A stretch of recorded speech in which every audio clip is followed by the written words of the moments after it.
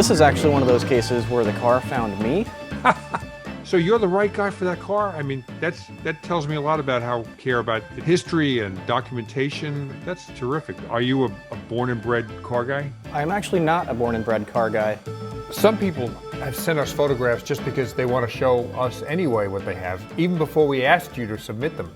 And one is a young guy, Andrew Bolasky, whose friend told him about this Bugeye Sprite, an old race car, an old SCCA race car, that way up in Maine. Now, Andrew lives down in Pennsylvania. And so we decided to do a Zoom conference with Andrew, and I'd like to share that conversation with you now. Andrew, I'm Tom Cotter. I'm glad to meet you in person. Good to meet you too. It's been a long time coming. How did you find out about this car? You're in Pennsylvania and the car was what, New Hampshire? In Maine, Waterford. So this is actually one of those cases where the car found me. So your friend called you and said, this is what my aunt's got in the garage. She's got to get rid of it. You know, are you interested? Is that how it worked? It was kind of just out of the blue. A friend of mine messaged me. His dad is the previous owner of the car, and it's up in Maine at a barn that's attached to a little inn, the Waterford Inn, which my friend's aunt owns, and they want to sell the inn. So all of his stuff up there in the bottom of the barn, which is where his workshop was with all of the spares and the car itself, had to go or go to scrap. It just piqued my interest just with the description of the car, that it was a 1980s spec SCCA H production race car. It was like little alarm bells going off in my head, like, hey, you have to have this. This is right up your alley. He ran it through New England, Lime Rock, those kind of places? Actually, no. At the time that he was racing this car, he was based out of Virginia. I was able to obtain his driver profile from the SCCA archives. He went for his competition license and raced at Road Atlanta, Rockingham, and Summit Point. And then once he had his full competition license, he raced it exclusively at Summit Point. The man that raced it, is he still alive? He is. Oh, so have you communicated with him? I have not had the chance, but I would really like to sit down with him and figure out more about the car's history, particularly like where did it come from? Did he buy it as a race car, et cetera? Those kinds of questions, and what's been done to it, a more complete list of what I know just from looking at it. Does it have a straight cut gearbox in there yet, or you don't know? Stock gearbox? That I don't know. I have to kind of tear apart the car to really see what was done to it. I also have 2 other complete transmissions that came with it, a variety of spares and transmission cases and gear sets and so much stuff. So it probably took you, hours to load all the transmissions and stuff, and it probably had flat tires. I'm just imagining, right? Yeah, I actually thought ahead on that one. I found a set of Sprite wheels locally, and there were 6 of them. So 2 of them had tires, and I put 2 tires on the other ones, and they all held air. And I took those up and jacked the car up and put new wheels on, because I figured, after 36 years, the tires probably wouldn't hold air. It wouldn't be something I would count on.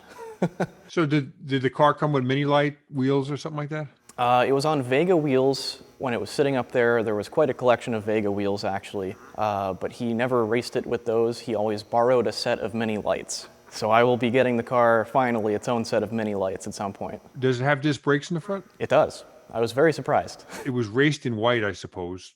Have you scraped down and found any other colors anywhere? The inside of the doors where the black paint is flaking off is red. There's also a couple of spots in the engine compartment that were missed that were also red. So I believe the car was originally red. Not knowing what you pay for the car, you probably have a good chance to get on the track cheaper than anybody could ever dream you could. Oh, for sure.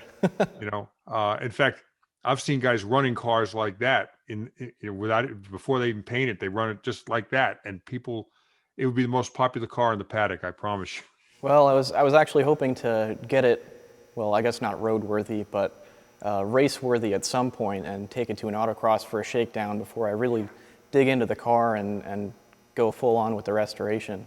I know it will need a new roll bar. This one is pretty rusty. The logbook number next to the inspection hole is just totally rusted off. You sent photographs to me, and usually I don't respond to people reaching out to show me their cars. I like to kind of find them by myself. And but your photographs were like over the top, and they were descriptive, and they were authentic. The car that you had found in that barn in Maine, like that was a real old race car, and it wasn't gussied up to look like one. That rust was real, and if that car could talk, I'd like to hear the story. What prodded you to, go after a car like that? Are you a born and bred car guy? I'm actually not a born and bred car guy. I was actually raised into a musical family. Both of my parents were music teachers.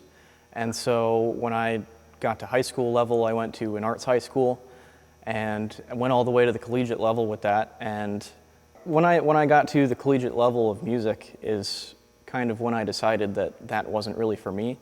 And then I actually dropped out and I went to Ohio Technical College and graduated from their classic car restoration program. No kidding. Oh, I admire you for that. So is this the industry you're in now? It is. You work in a restoration shop? I work for the NB Center for American Automotive Heritage.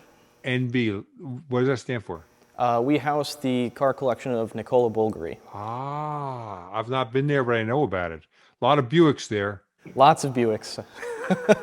So you're the right guy for that car? I mean, that tells me a lot about how, you care about its history and documentation. That's terrific. So now instead of like tuning a piano or tuning whatever, violin, you're gonna be tuning twin SU carburetors on that thing. Yeah. When do you think the last time it was raced?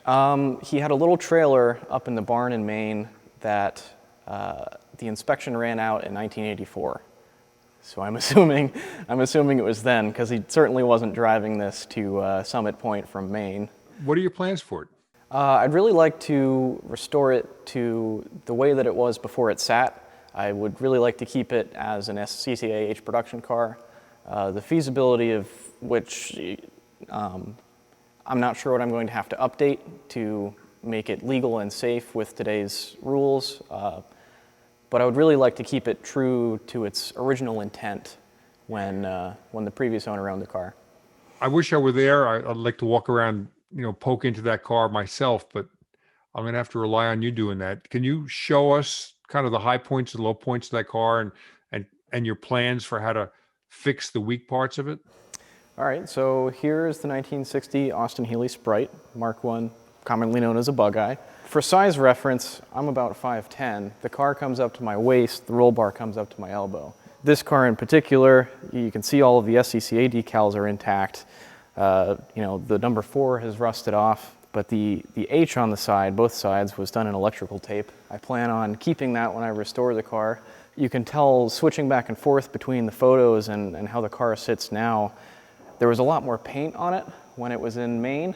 A lot of the paint was blown off, on the trip back on the open trailer, and a lot of the authentic Maine barn dust was washed away in a little bit of a rainstorm we had. But other than that, I haven't really touched the car, so it's still in barn find condition, despite being in this very nice space. There it is. The motor was in some sort of state of tear down. I'm not sure when he last left the car, but the radiator's out of it, carbs are off, exhaust is off. So I am gonna try to figure out what kind of work he was doing to it before it sat. But sitting in a barn for this long, everything's gonna have to come out anyway. But I am kind of curious as to what the actual reason is that it was parked. One of the things that I found particularly interesting as far as safety equipment went was most of it is still here, including the fire extinguisher. And earlier when we brought it in, I had no idea it was in there because it was covered with so much stuff from the trip down and all the dust. And I wiped off the gauge, and it's actually still good. I probably won't use that when I put the car back together, but it was definitely a nice touch. Well, the license plate is an interesting one. The three of us, when we first saw the car for the first time, saw the license plate and we were wondering what it meant, like, hey now, don't bump me on the track or something like that.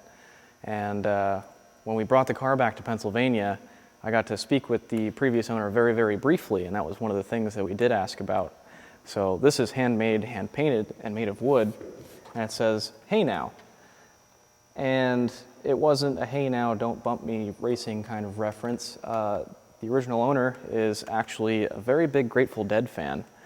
So their racing endeavor they named Ico Racing, and in the song Ico Ico, there are a lot of hey nows, and that is verbatim what he said. I thought that was pretty cool.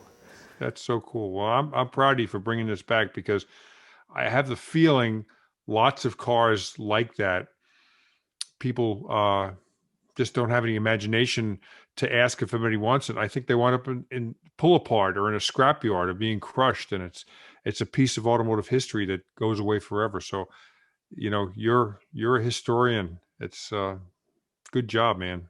Definitely felt like it was my duty to save this car, really, because you know, the alternative was that it was going to scrap, and Jeremy was very sad thinking about that. He said he actually offered to pay for gas there and back if it meant that his dad's number 4 didn't have to go to scrap, and that hurt me right here. So I made sure that wasn't going to happen. Andrew, I really appreciate you allowing us to kind of, you know, interview you and meet your new buddy over there, that rusty little Bugeye. And I hope to see you at a vintage race in the not too distant future, and see the car up close and personal. Thank you. Of course. I'm very happy to have this opportunity, and I certainly hope that I make it to some vintage races sometime soon. I actually inherited a classic car and started working on it when I was 16. It was owned by my uncle, and then prior to that, it was actually bought new locally by my great-grandfather. And what was it? 1958 Chevrolet Biscayne. 58? Yep. So it could have had a 6-cylinder, a 283, or a 348. What did it have? 283, 4-barrel, and Power Glide. Oh, no kidding. Nice. And you have that car still? I do. I'm never getting rid of that.